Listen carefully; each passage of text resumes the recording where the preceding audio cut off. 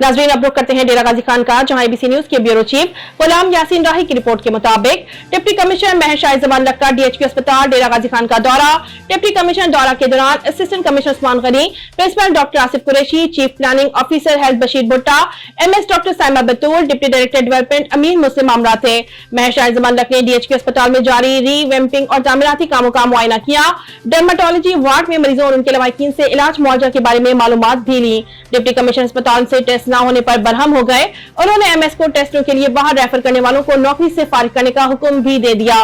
Deputy commissioner महर शाह जमान लक्का ने visit के दौरान गुफ्तगू करते हुए कहा कि वजीर आला पंजाब मरियम नवाज शरीफ सरकारी अस्पतालों के आला मयार के लिए मुतारिक हैं। मरीजों के इलाज मुआवजा और अद्वियात फराहमी में कोताही न बरती जाए। मरीजों को अस्पताल से ही अद्वियात फराहम की जाए। डिप्टी कमिश्नर ने कहा कि डीएचक्यू अस्पताल में तज़य्युन और इलाज का काम जल्द मुकम्मल किया जाए। तामीराती कामों में क्वालिटी पर तवज्जो दी जाए। डॉक्टर्स, हेल्थ अफसरान, ओपीडी समेत दीगर वार्ड की इंप्रूवमेंट के लिए तजावीज दी। जिला इंतजामिया महकमा हेल्थ के साथ मिलकर कंस्ट्रक्शन वर्क को जल्द मुकम्मल करवाएगी।